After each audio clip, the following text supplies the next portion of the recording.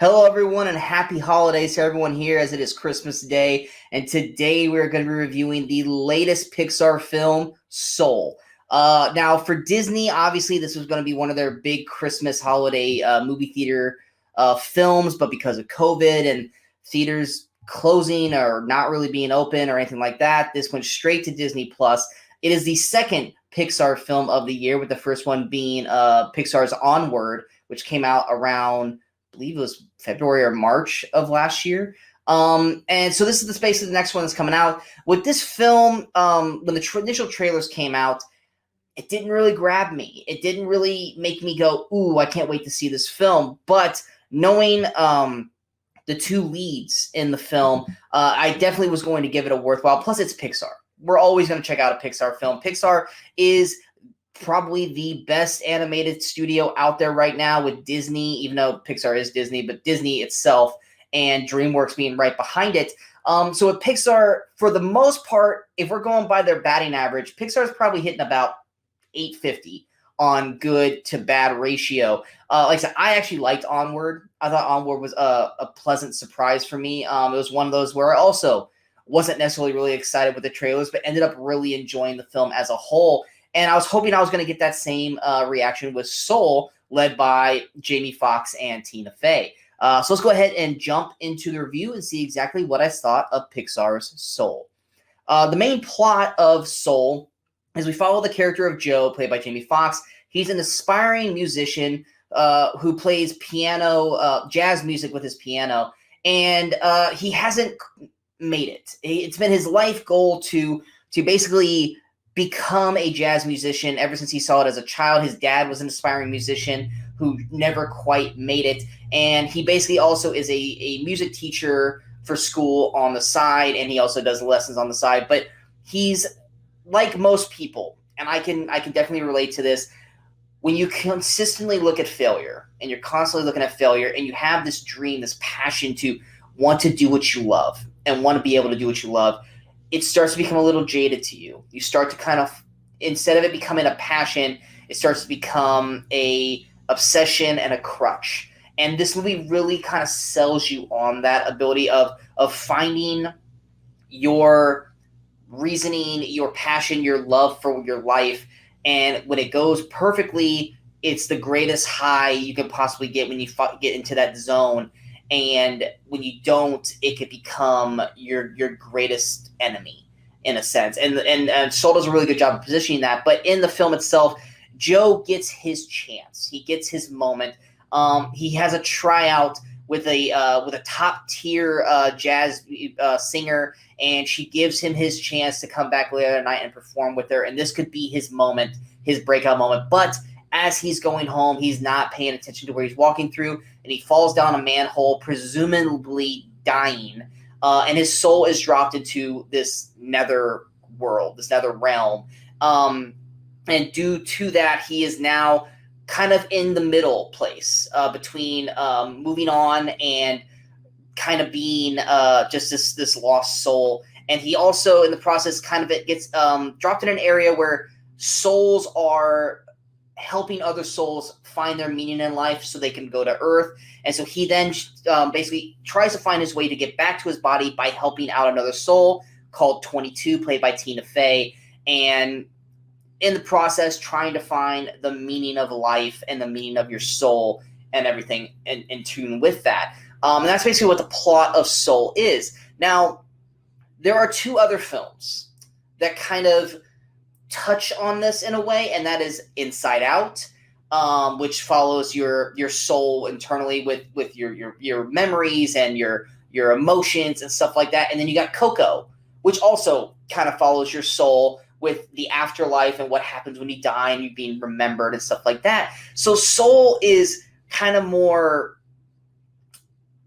not necessarily trying to take away from either one, but kind of trying to find its own lane with what is the meaning of life? What is your soul prior to entering your body, and what happens afterwards? And that's where Soul basically is trying to find that crease. Now, does it work? Yes and no, in some sense. I will say when they get into the, I'm blanking on what they call the world that he goes into at that point. It's not the netherworld, because that's that's basically like Mortal Kombat.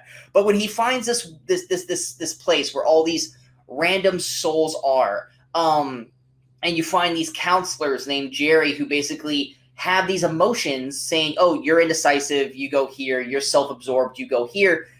It does kind of counteract Inside Out a little way, and to me, not in the best way. I think it kind of undercuts what made Inside Out so amazing in a sense. And I know, but that's the thing too, is that like you're supposed to treat these as different films, but there's been the whole Pixar is one multiverse where everything's connected. So this kind of counteracts what Inside Out is, and it also counteracts kind of Coco in a sense with what happens to your soul when you die. But I'm not gonna judge it based on those two films. This is its own movie. I'm gonna treat it as its own thing. But here's the thing: Inside Out did a fantastic job of talking about basically your internal, your emotions and how you become who you are, and the stepping blocks of what makes you you. And Coco did a fantastic job of explaining how the world is life after death, and how being remembered is what keeps your soul alive, and not having that you disappear. So with this one, the main thing is, can you give me something that's going to make me latch on to you and make me love you in the way you describe this soul, like you did with those two of the films.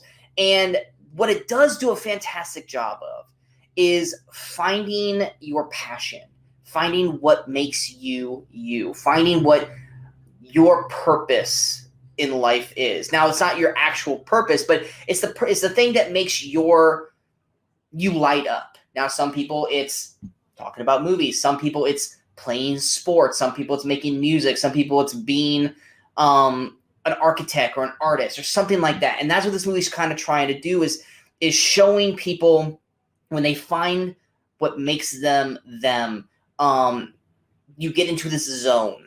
And that was actually kind of a beautiful way of describing it, because it's true. When you find what you're really good at, and you just get into this groove, it feels like no time has passed, but you've been working so hard. And then when you're good at it, and then it starts to become a job, and it starts to become a more pressure, and not something that you love, but is more of an obsession crutch, how it can change you and turn against you in a way, and you trying to have to find either a new passion or find what made you love that passion in the first place. And that's kind of what's going on with Joe, in a sense, where he's so desperate to get back to his body so he can do this audition and get to this one moment. But does that moment really make him Joe? Or is this just another bump is this just another like pinpoint of his journey? And with 22, played by Tina Fey, it's more, she doesn't have any motivation. She doesn't have any love for anything. She doesn't want to have any of that. And that's kind of the impasse we're getting with 22 and Joe. Now, here's the main problems with Soul. The world that they created in the Soul world doesn't necessarily work that well. It's kind of, I don't want to say dense, but it's kind of disappointing.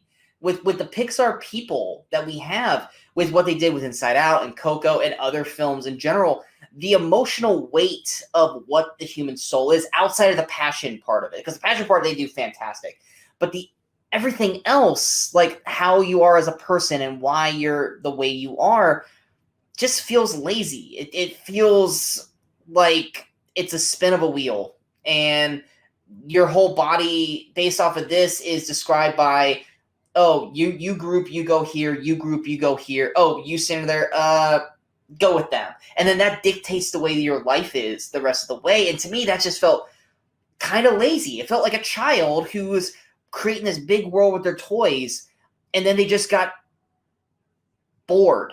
And so they just kind of just made stuff up as they went, and it got to the point where they were building something fantastic, and then at the end they just went the end. And it just doesn't. That's the problem with Soul. It doesn't work with me real well. Now, when they leave the Soul world and they go back to Earth, and I'm not going to say what happens, because that's kind of a surprise spoiler in the film.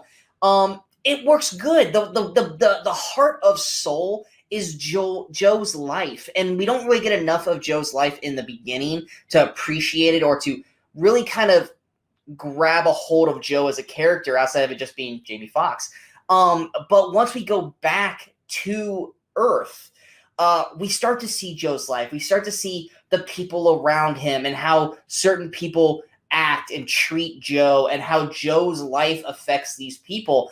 And that's where Soul really starts to kind of get the Pixar-ness into you and really makes you start to feel certain things. But then at the third act, it does something that kind of just turned me off. Like, I get why they did it, but it was just one of those things where it's like, you just kind of lost it again. And then you have to go into a whole nother spiel to get back to it that they just didn't have to do.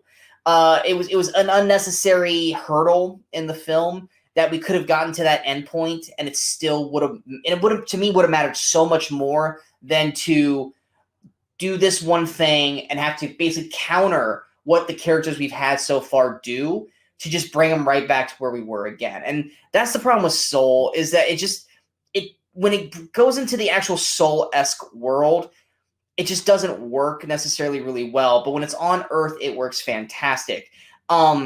The other part too is that with all the Pixar films, there's always at least 2 to 5 characters that you remember, you grab a hold with, that you'll remember them for years and years to come with Pixar films. Joe and 22 are not those characters. They're not anything fantastic that makes you remember them. They're no Woody and Buzz. They're no The Incredibles family. They're no Wally and Eva. There's not these characters. They're fine. Like, they're fine. But they're like, I couldn't tell you for the life of me what were the names of the dinosaur and the cave boy from Good Dinosaur. I couldn't tell you outside of Thunder or Lightning and Mater the rest of the cast of Cars, because it didn't do enough to make me care about those characters. And a couple years from now, am I going to remember Joe and 22's names? Probably not. And it's because they just didn't do enough to make me care about these 2 main characters. Yes, there's the rest of the cast. You have the counselors, Jerry, and you also have Terry, voiced by Rachel House, who's very fun. And then, of course, you have Moonwood, played by Graham Norton. But they're not in it enough or given enough time for them to become standout favorites or memorable favorites that you'll remember from the Pixars. There are no Sully and Mike Wazowski. And that's kind of what it comes down to when it comes to Soul, is that there's a lot of good there. There's a beautiful story there, but it just doesn't overall work. And they throw extra hurdles in there that are not necessarily needed. They could have told a tight, beautiful story about the human soul and passions and purposes of life. And ultimately, it just kind of falls a little bit to the wayside. There's a lot of great to be there, but it's also a lot there that they could have just done better or differently to well-round this film as an overall Pixar fantastic favorite to just another okay middling Pixar film. And that's kind of what it comes down to. Now, in course to overall thoughts and recommendations, it's a Pixar film. If you like Pixar movies, you're going to check out Soul. You're not going to not see it. So I can't really say go out of your way to see Soul, because you're going to watch it if you have Disney+. Is it a Pixar film that I will go back and rewatch multiple times? Probably not. It is not one that's going to stick with me like your Toy Stories, your Wall-E's, your Incredibles, your Monsters, Incs. It's just not going to do that for me. So overall, and going to an overall score, I'm going to give Soul a 7.6 out of 10. When it hits its groove, it's just like when it hits its groove, just like in the movie, it's fantastic, and it does an incredibly good job at what it's trying to do and tell a story. But when it falls off of its path, it just is kind of the whole way through. And that's kind of the problem with Soul, is it's a fine line. Sometimes it works perfect, other times it doesn't work well at all. And it's not going to be like an Inside Out or a Coco, where the story of the soul and the emotions and why you are the way you are is going to stay with you longer than you watching to the end credits. I hope you guys enjoyed this review. If you guys did, go ahead and hit that like button. If you guys feel like this review is worth sharing, go ahead and hit that share button. But most importantly, Don't forget to hit the subscribe button to the channel so you guys stay up to date with all the latest videos that pop up on Sean's Movie Crusades. And of course, don't forget to follow us on all those social media outlets you see below. Coming up next, obviously one of the biggest pictures to come out this year, and it was one of the most anticipated movies before the year even started, and that is Wonder Woman 1984. So be on the lookout for that. And until next time, in case I don't see you, good morning, good afternoon, and good night, Movie Crusaders.